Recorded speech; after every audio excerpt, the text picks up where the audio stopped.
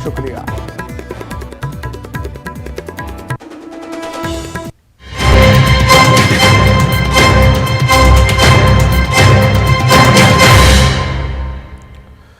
नमस्कार, बहुत स्वागत है आपका। मैं हूं आपके साथ सुमित शर्मा। बुलेटिन में हम सबसे पहले बात करेंगे मध्य प्रदेश विधानसभा के शीतकालीन सत्र की। सदन में आज भी जमकर हंगामा हुआ। विधानसभा के शीतकालीन सत्र का आज तीसरा दिन है।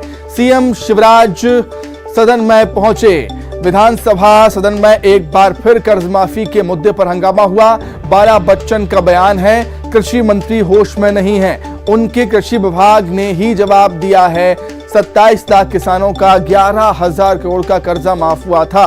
कृषि मंत्री ने विपक्ष को जवाब दिया, कांग्रेस को झूठे आरोप लगाने की आदत हो गई है।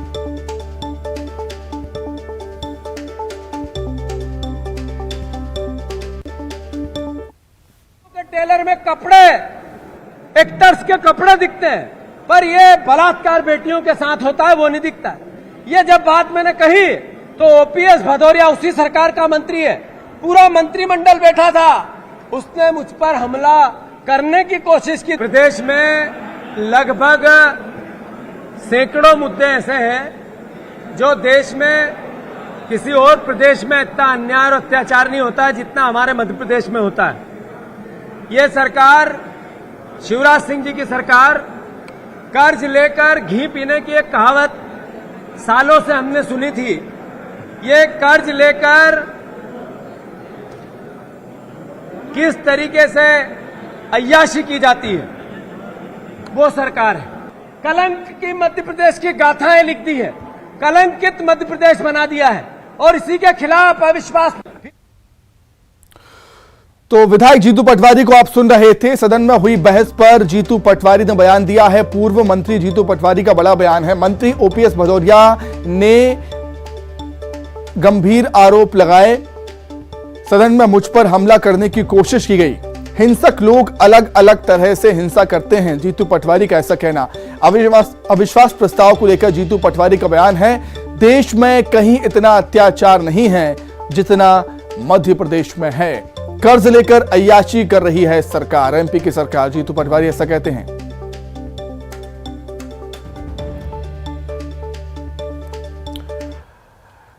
तो किस तरह की गहमागहमी, क्या सरगर्मियां हैं विधानसभा सत्र को लेकर, वो हम समझेंगे। सीधे भोपाल का रुख कर लेते हैं। वासु चौरे इस समय जुड़ गए हैं हमारे साथ लाइव। वासु, विधानसभा का शीतकालीन सत्र चल रहा है। कहने को शीतकालीन सत्र है, लेकिन गर्मा गर्म बहस दोनों पक्षों की तरफ से देखने को मिल रही है। खासतौर से जीतू पटवारी खासे आक्रामक सत्ता पक्ष पर।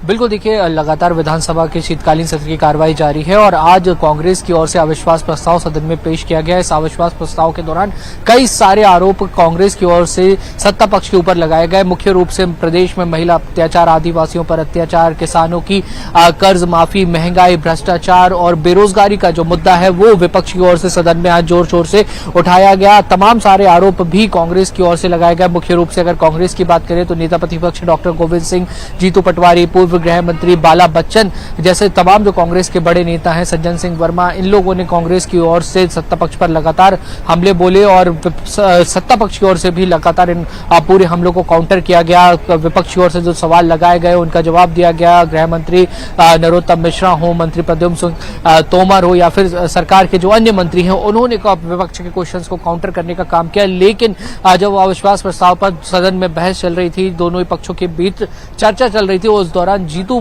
पटवारी जब अपना पक्ष रख रहे थे, क्राइम को लेकर जो एनसीआरबी के डाटाज आए थे उन पर वो बात कर रहे थे और तमाम जो अलग अलग प्रश्नों के माध्यम से जो विपक्ष को जवाब मिला था उस पर जब जीतू पटवारी चर्चा कर रहे थे, बोल रहे थे और सत्ता पक्ष को घेर रहे थे, उस दौरान ओपीएस भदौरिया और जीतू पटवारी के बीच जमकर गहमागहमी हुई और सदन से बाहर निकलने के बाद जीतू पटवारी ने गंभीर आरोप भी लगाए कि सदन में उनके साथ हिंसा की कोशिश हुई और जो सत्ता पक्ष के लोग हैं उनको हिंसक भी बताया। तो आज का दिन काफी हंगामेदार रहा और अभी भी अविश्वास प्रस्ताव को लेकर जो चर्चा है सुमित वो सदन में जारी है। जी, बहुत शुक्रिया वासु आपका जुड़ने के लिए, तमाम जानकारी के लिए, तमाम बातचीत के लिए आपका बहुत धन्यवाद।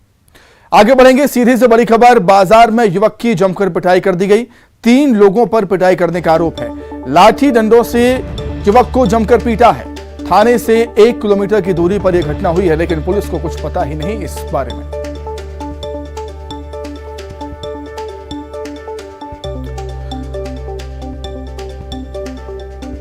तस्वीरें साफ बताती हैं कि किस तरीके से बेरहमी से युवक को कुछ लोग पीटते हुए यहां पर नजर आए।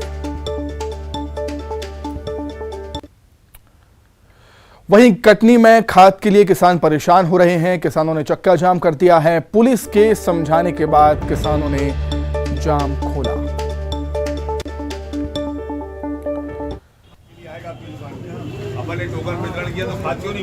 तो कटनी में किसान खाद के लिए परेशान हैं और परेशान होकर किसानों ने चक्का जाम कर दिया था।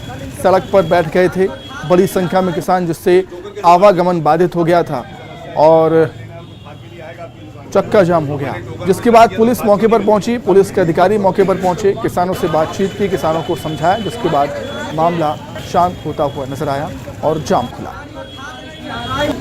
टोकन कैसे बांट दिए समस्या है, तो खाद लेना तो खाद के लिए आएगा आपकी दुकान में। अपन ने टोकन वितरण किया तो खाद क्यों नहीं। आगे बढ़ेंगे। जबलपुर की रांझियो क्राइम ब्रांच पुलिस ने एक संदिग्ध खालिस्तानी समर्थक को हिरासत में लिया। आरोपी से पूछताछ के बाद उसे कोर्ट में पेश किया गया, जहां उसे न्यायिक हिरासत में जेल भेज दिया गया है। बताया जा रहा है कि पिछले दिनों शहर में निकली गुरु गोविंद सिंह की नगर कीर्तन रैली में वो शामिल हुआ था। एक खालिस्तानी समर्थक अपने ट्रैक्टर में खालिस्तानी चरमपंथी जरनैल सिंह भिंडरावाले की फोटो लगाकर चल रहा था, जिसमें उसके साथ कई अन्य युवक भी नजर आ रहे हैं।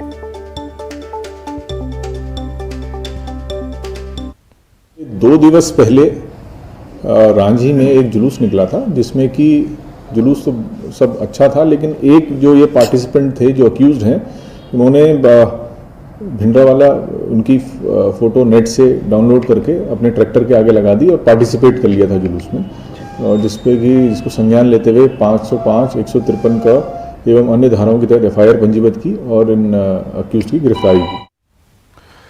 खबर ग्वालियर से, जहां पूर्व मंत्री राजा पटेरिया की जमानत याचिका खारिज कर दी गई। MP MLA कोर्ट ने जमानत याचिका को खारिज कर दिया है। पटेरिया के वकील DJ कोर्ट में अपील करने पहुंचे। ग्वालियर से खबर है, पूर्व मंत्री राजा पटेरिया की जमानत याचिका को खारिज कर दिया गया है। MP MLA कोर्ट ने उनकी जमानत याचिका को खारिज कर दिया। पटेरिया के वकील DJ कोर्ट में अपील करने के लिए पहुंचे हैं।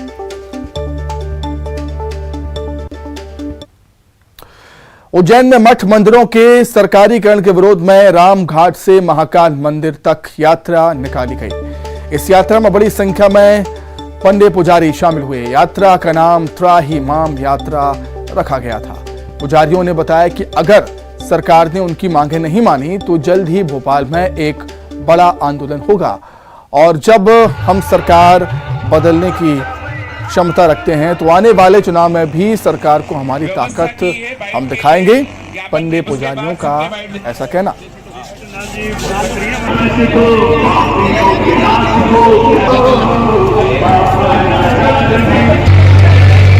भैया सेल्फी इधर हो जाए।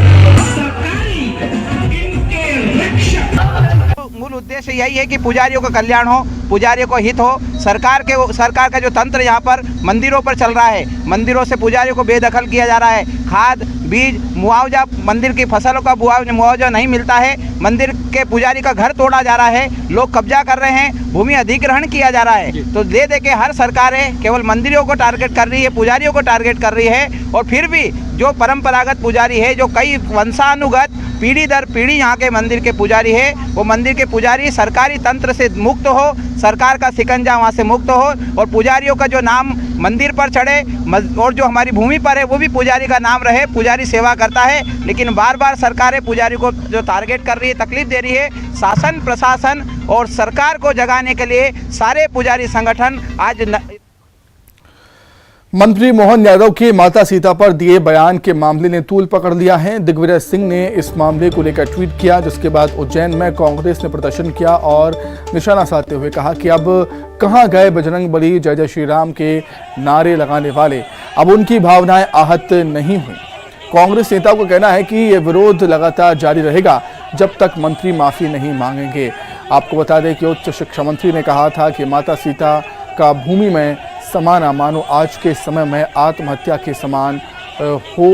इतना ही नहीं, माता सीता के जीवन की तुलना तलाकशुदा जीवन से की थी और कहा था कि सरकारी भाषा में इसे ऐसा ही कहा जाता है। मोहन यादव जी ने एक वक्तव्य माँ सीता मैया के खिलाफ दिया था कि माता सीता ने तलाकशुदा जीवन जिया, उन्होंने आत्महत्या की। हम सब कांग्रेस जन उसका घोर विरोध करते हैं। सीता मैया त्याग, तपस्या और प्रेम की एक प्रतिमूर्ति है, जिनको पूरा देश नहीं पूरे राष्ट्र में श्री राम जी के पहले जिनका संबोधन होता है, अपन बोलते हैं ना सियावर रामचंद्र जी की जय, उनका अपमान कर कर इन्होंने अपनी बुद्धिमत्ता का परिचय दिया है। हम उनसे निवेदन करते हैं कि अब इसमें माफी मांगे। आज उन्होंने कांग्रेस पार्टी ने उनका पुतला दहन करा है, इसको इस आंदोलन को रोक बनाया जाएगा। सीता माता का अपमान हम सब नहीं सहेंगे और हम क्या पूरा हिंदुस्तान और हिंदुस्तान की एक एक जनता, उज्जैन शहर का एक एक वासी सीता मैया का अपमान नहीं सहेगा। उनको माफी मांगनी पड़ेगी। त्याग और बलिदान की प्रतिमूर्ति, एक प्रतिव्रता नारी जिसने एक अपने जीवन में एक आदर्श उदाहरण पेश करा, उसका अपमान मोहन यादव जी द्वारा किया गया। हम उसका विरोध करते हैं, उसके विरोध में हमने उनका पुतला दहन किया। रीवा जनपद पंचायत की सीईओ विजय लक्ष्मी मरावी को उनके सहयोगी बाबू के साथ लोकायुक्त पुलिस ने रिश्वत लेते रंगे हाथों गिरफ्तार कर दिया। दोनों के खिलाफ भ्रष्टाचार अधिनियम के तहत कार्रवाई की गई।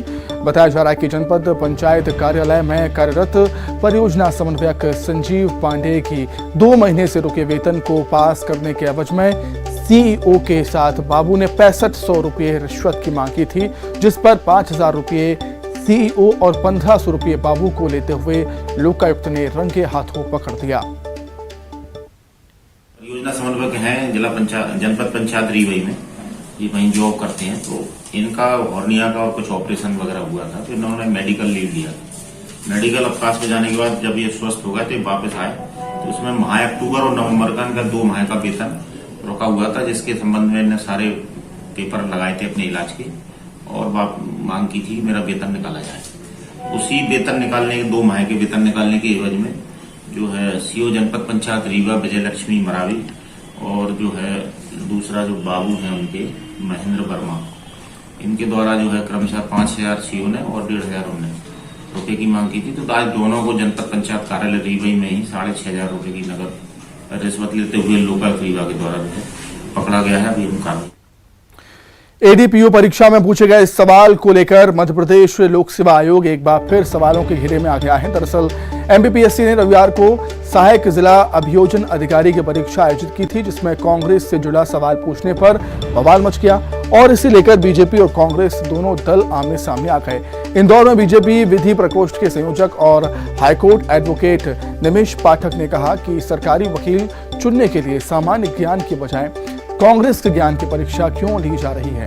ऐसे प्रश्न निश्चित ही गड़बड़ी की ओर इशारा करते हैं। इस सवाल का विधिक सहायता अधिकारी की परीक्षा में क्या औचित्य है। परीक्षा हुई वो विधिक सेवा अधिकारी के लिए हुई, उसमें जो सवाल पूछा गया ये दर्शित करता है कि आज भी ऐसे कांग्रेसी मानसिकता के लोग हैं जो कांग्रेस ज्ञान की परीक्षा ले रहे हैं, सामान्य ज्ञान की परीक्षा नहीं ले रहे हैं। इस सवाल का विधिक सहायता अधिकारी की परीक्षा में क्या औचित्य कि इंदौर शहर का प्रथम कांग्रेस अध्यक्ष कौन है। आईआईएमसी के एग्जाम में और पत्रकारिता के डिप्लोमा एग्जाम में ऐसी कई परीक्षाओं में मोदी सरकार की उपलब्धियों के बारे में उनको महिमा मंडित करते हुए कई प्रश्न छात्रों से पूछे गए। तब भारतीय जनता पार्टी को उसकी आपत्ति नहीं हुई। जब देश की सबसे बड़ी पार्टी कांग्रेस पार्टी जिसने स्वतंत्रता संग्राम में अपना योगदान दिया, उसके प्रथम अध्यक्ष शहर में कौन थे, इंदौर में कौन थे, उसके बारे में पूछ लिया तो भारतीय जनता पार्टी के नेता को ना गवाया गुजर रहा है। सबसे बड़ी बात है भारतीय जनता पार्टी का दोहरा चरित्र है। ये अपने मोदी जी के बारे में पूछते इन्हें आपत्ति नहीं है, इन कांग्रेस का जब भी नाम आता इन्हें पता नहीं क्या होता और इस बारे में विरोध कर। सीहोर जिले के लगभग 1000 संविदा स्वास्थ्य कर्मचारी नियमितीकरण और वेतन वृद्धि की मांग को लेकर पिछले कई दिनों से हड़ताल पर हैं।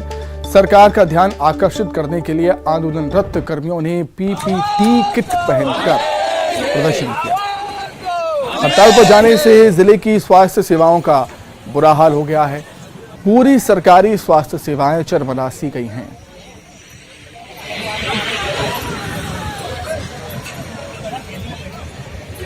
अर्जेंट करो, अभी करो, अर्जेंट करो, अभी करो, अर्जेंट करो, अभी करो, अर्जेंट करो। मनोज प्रशासन होश में आओ, मनोज संविदा का हमेशा से शोषण हुआ है और गलत नीति की वजह से उन्होंने आज तक हमें नियमित नहीं करा, इसलिए हड़ताल पे बैठे हैं नियमितीकरण की मांग को लेकर और निष्कासित साथियों की बहाली को लेकर। लगभग 952 कर्मचारी संविदा सीहोर जिले से स्ट्राइक में है और पूरे प्रदेश में 35,000 कर्मचारी हैं जो हड़ताल पे हैं, जिससे स्वास्थ्य व्यवस्था पूरी तरह से। धमतरी से इस वक्त की बड़ी खबर। उत्तर सिंहपुर रेंज में दंतैल हाथी का आतंक जारी है। झांझर कीरा गांव में गाय और बैल की जान ले ली है हाथी ने। देव गांव में फसल को बर्बाद कर दिया। हाथी के चलते क्षेत्र में दहशत है। आग जलाकर जो ग्रामीण है रत्त जगा करने को मजबूर हैं। वन विभाग ने इलाके में अलर्ट जारी किया है।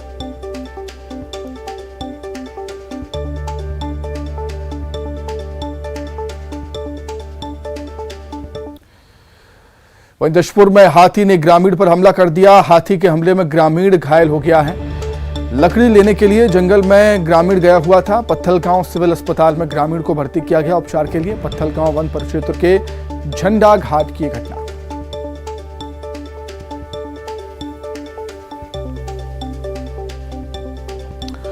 तो हाथियों की आमद से लोग डरे हुए हैं। फसलों को, घरों को हाथी नुकसान पहुंचा ही रहे हैं। ग्रामीणों पर भी हमला कर रहे हैं। वहीं जशपुर में हाथी ने एक ग्रामीण पर हमला कर दिया है, जिससे ग्रामीण घायल हो गया और उसे अस्पताल में एडमिट किया गया। पत्थलगांव सिविल अस्पताल में ग्रामीण को भर्ती किया गया है, जहां पर उसका इलाज जारी है।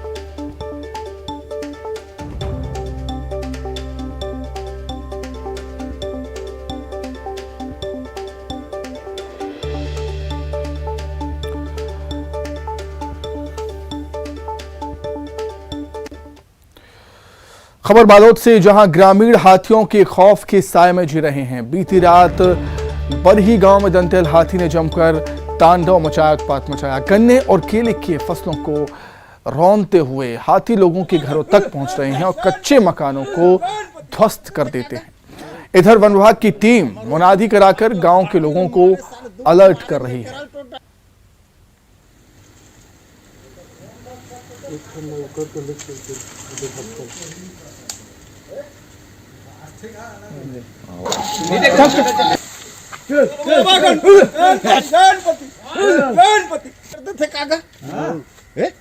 हमारे ओरहन के कपाट भड़ांग मारे साले दुग हमारे में। वहीं रायपुर में शराबियों ने एक कुत्ते को बांधकर फांसी पर लटका दिया। शराब भट्टी के पास कुत्ता भौंक रहा था। शराबियों ने क्रूरता की हदें ही पार कर दी। कुत्ते के गले में रस्सी बांधी, दीवार से लटकाया और फांसी पर लटका दिया। अमलीडीह थाना राजेंद्र नगर क्षेत्र का यह पूरा मामला। धमतरी में झारखंड के जैन तीर्थ स्थल समेध शिखर को पर्यटन स्थल घोषित करने का विरोध स्थानीय स्तर पर होने लगा है। आज शहर में जैन समाज के लोगों ने पर्यटन स्थल घोषित किए जाने के विरोध में रैली निकाली और एसडीएम को एक ज्ञापन भी सौंपा। नाराज लोगों का कहना है कि झारखंड सरकार ने जो समेध शिखर को पर्यटन स्थल नहीं बल्कि तीर्थ स्थल ही वापस से घोषित किया जाना चाहिए। इसी के साथ ही फिलहाल इस बुलेटिन में इतना ही। नमस्कार।